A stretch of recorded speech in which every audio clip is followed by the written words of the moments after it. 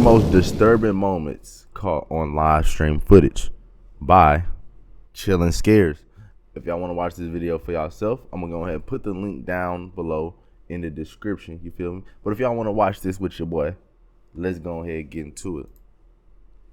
On the 26th of August 2018, the gaming bar Good Luck Have Fun in Jacksonville, Florida was holding a Madden NFL tournament. It was day 2 of the competition and the venue was packed with over 150 competitors and spectators filling the space. The whole thing was also being streamed live on Twitch to a global audience. Unbeknownst to everyone watching, the live stream was about to come to a sudden, tragic end.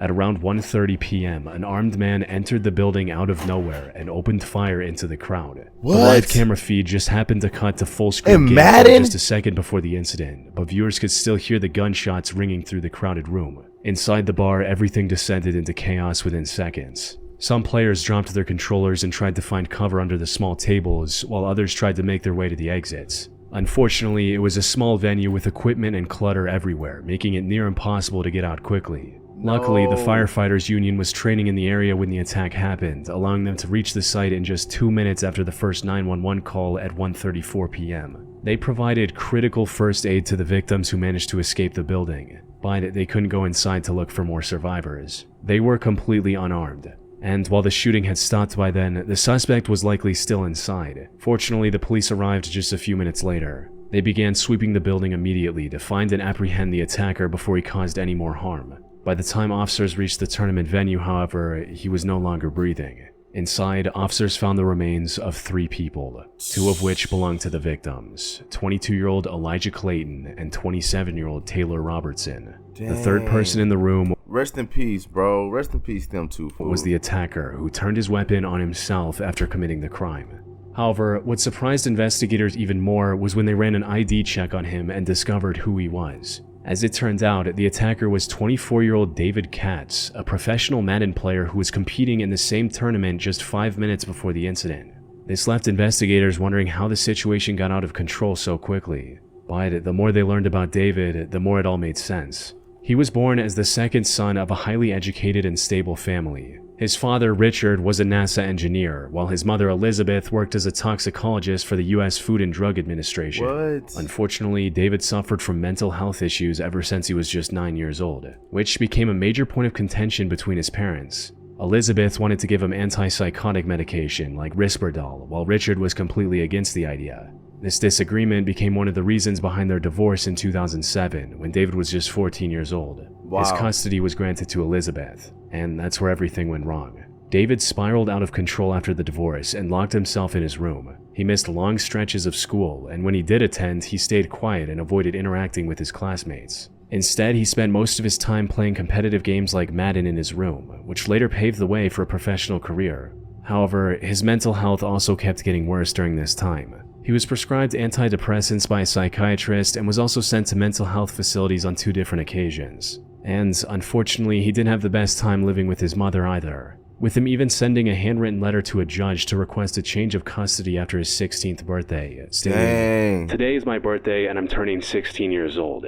I live with my mom and have been wanting to live with my dad. My mom is pretty crazy. She's called the police on me about 20 times for pretty much nothing, like coming home a little late or something. She also gets drunk and starts yelling at me and poking me and doesn't leave me alone and always takes my stuff because she feels like it. She has twice sent me to mental hospitals and once to a wilderness therapy program for no significant reason. Wilderness therapy? Wow. I also can never talk to her anymore because I hate her more than anything in the world." Dang. All of these problems left David with deep-seated mental health issues that persisted as he became an adult. He came across as extremely standoffish and rarely got along with other pros in the competitive Madden community. His relationship with Elijah was especially bad, with the two often clashing with each other at tournaments. Elijah also posted David's Madden strategy guide online for anyone to download for free, which only made David feel more resentful. This all came to a head on August 26, 2018. Over Madden, fool, bro. Over Madden, gang. They gonna make a new game next year. That Madden not even fun no more. Niggas don't just be playing NCAA now, bro. Like, I get bro had a hard life and mental health issues, gang, but come on, fam. You killing niggas over Madden, bro. when, after losing to Elijah, David stormed out of the building and returned a few minutes later with his firearm. David had brought his guns with him on the trip, so it's unclear if the attack was premeditated or a spontaneous reaction to the loss. One thing that was clear, however, was that Elijah was his primary target.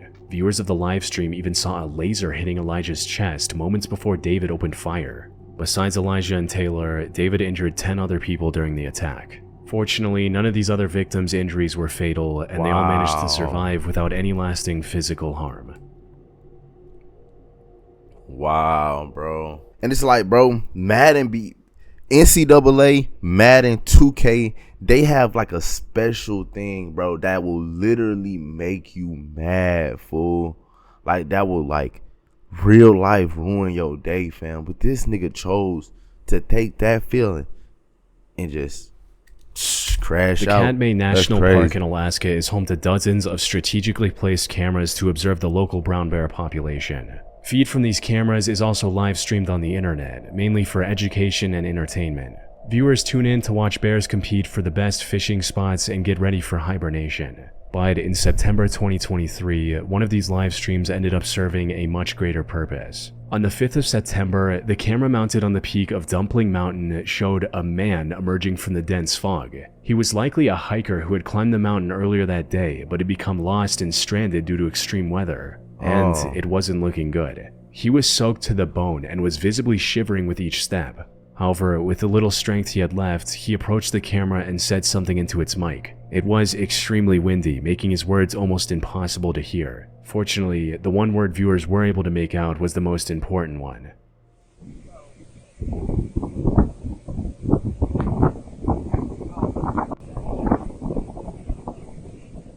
Viewers contacted Explore.com, the company that operates these wilderness cameras, prompting an immediate search and rescue mission for the hiker. Dang. But here's the thing, this whole incident was nothing short of a miracle. It was already incredibly lucky that the hiker spotted the camera in the dense fog. But not only was this camera live streaming the footage on the internet, it also had 19 live viewers. Wow. He could have easily missed the camera entirely, or the live stream could have had no viewers, since there wasn't that much happening on the mountain at the time. That's God, boy. That's God. Dang. And if that were the case, the chances of him surviving would have been close to zero. First was the threat of hypothermia. Even in September, temperatures on Dumpling Mountain can drop to near freezing, especially when accompanied by wind and driving rain. Being wet was also a death sentence, as water strips body heat 25 times faster than air. If he was somehow able to keep moving despite these limitations, he faced the second risk, the terrain. The slopes of Dumpling Mountain are steep, rocky, and in this instance, wet and slippery. One wrong step in the fog could have resulted in him falling down a ravine and possibly suffering a fatal injury. And with no cell service on the mountain, he had no way of contacting emergency services. However, the most terrifying risk was the wildlife. Katmai is home to one of the densest populations of brown bears on the planet. In September, these bears are in a state called hyperphagia, which is a biological drive to eat as much as possible before hibernation. They are active, focused, and most importantly, aggressive. A lost hiker stumbling through low visibility terrain was not a good combination. Luckily, he was able to avoid this grim fate entirely. Rescue workers reached the camera's location within a few hours, giving the hiker a second chance at life. All thanks to those who just so happened to be tuned into the live stream. Thank God, man. That's crazy. On the morning of May 18, 2023, at around 9 a.m., 30-year-old DeMonte Sherrill went live on Facebook. However, the purpose of this live stream wasn't to entertain his viewers or make money. Instead, this was his way of saying goodbye to his family while trapped in a hopeless situation.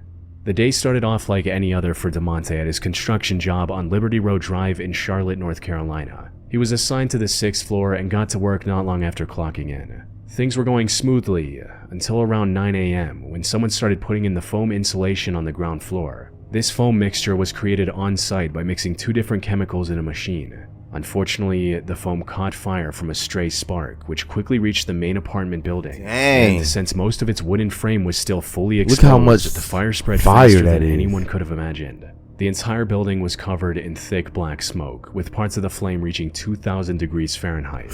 Around 100 workers on the lower levels were able to escape the building before it became this intense. Over 90 firefighters were also dispatched to the scene, allowing them to save 15 more people from the fire. Unfortunately, DeMonte and his coworker Ruben Holmes were not among the lucky ones rescued. Dang. The only way down to the lower floors was covered in thick, pitch-black smoke, making it impossible to see or breathe. All they could do was wait for help to arrive, something that was looking more and more unlikely with each passing minute. So, with no other option, DeMonte took out his phone and started live streaming to his family and friends on Facebook. Yo, I'm at South Park right now, at work, and the building on fire, and I can't get out. It's getting harder and harder for them to see us. This was both a way to plead for help, as well as a potential final goodbye to his loved ones, although he hadn't lost all hope just yet.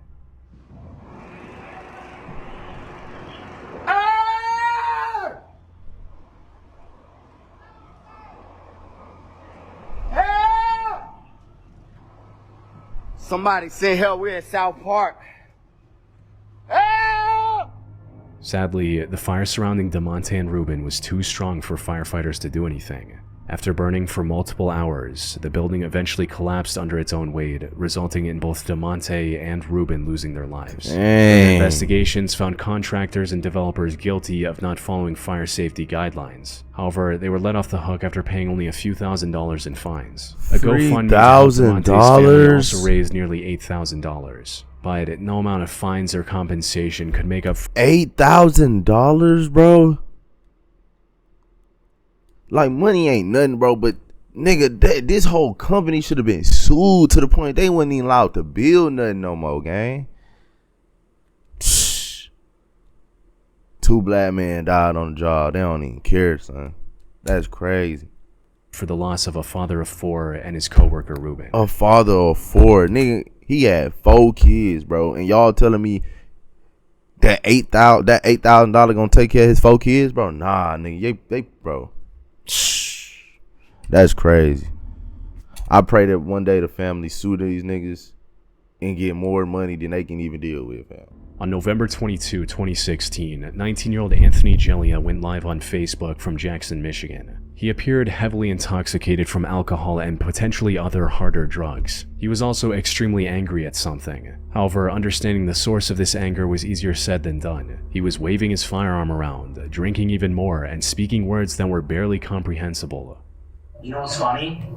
I could go over there right now and pop a pig in the head. I could go pop a pig in the head. I don't even like my life. Hey, stop! I don't like my life. No laws, no nothing for me. I don't give a. I got one in the chamber right now. Maybe stop. I have no problem. Maybe stop. From what the viewers were able to gather, Anthony was mad at his younger brother Noah. There was already a lot of tension between the two ever since Anthony's parents kicked him out of the house. But then Noah apparently sent a threatening message to Anthony, which sent him off the rails completely and resulted in the Facebook live stream on November 22. It's not off right now. Almost. Hey, stop. But almost isn't enough, right? There's a cop on me. Oh, there's a cop. I'm so scared. What's up? What's up, Brian? Can someone talk to me? Alright, who wants some beef? Alright, if there's just one of you, then I'll fight you. But if there's more than one, I'll shoot. What's up? I'm crazy. Guaranteed crazy. Anthony spent much of the early stream making vague threats toward Noah and those closest to him. Now, this would normally be the end of it, but for Anthony, online threats were only the beginning, because he next went to the house where Noah was staying and actually opened fire. Wow. Still broadcasting everything live on Facebook. Maybe he just wanted to scare his brother Noah. Unfortunately, this plan backfired horribly. You see, the bullet missed Noah completely and went through the basement door on the other side of the room. Behind that door was the other resident of the home, 26-year-old Brittany Southwell, who was holding her 7-month-old baby at the time. The bullet hit her in the back before doing irreparable damage to her internal organs. She was rushed to the hospital as quickly as possible, but tragically passed away soon after, leaving her baby without a mother. Anthony was a... Like, what type of boneheaded, idiotic, bro? Oh my god, this nigga is freaking slow. What's wrong with niggas, bro? arrested. Like, these are the niggas why they talk. These are the niggas that they be bringing up when they be talking about gun laws and stuff like that, fam. Like, this would make me agree with dumb niggas like this, fam. You know what I'm saying? But now I need my gun. And taken to the police station for questioning. However, even after taking For the a dumb life of nigga an like innocent this. bystander, he didn't show an ounce of remorse. He's smiling? Who's crazy? Who's crazy? Who's crazy? Stop it. Who's crazy? You have to leave. Go. Get out of here. Show someone. I don't know. You're dumb. You're being dumb. What's up? What's up? See me in the Aryan Brotherhood prison. See me there. He went as far as to say that he could have killed everyone in that house if he wanted to during interrogation, as if that somehow justified or excused what he did.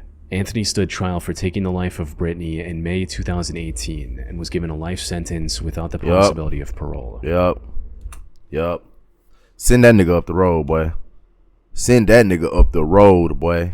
Niggas like him, don't even let him see the light of day no more. We don't even need to see what the sun look like, what the air smell like, nigga. Put that nigga in a hole, fam. I ain't lying. That's gonna be the end of this reaction. Y'all go ahead, like, comment, subscribe, do all that in the third, bro. And please don't do dumb stuff like Anthony, bro. You know what I'm saying?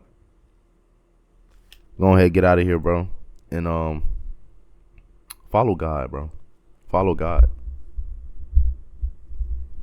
Read your Bible. Read a Bible. You feel me? Amen. Y'all have a good day. I'm in the booth full of drink, walking shit down on my feet. These niggas, they want me to look like me. No, they can't drill like me. This shit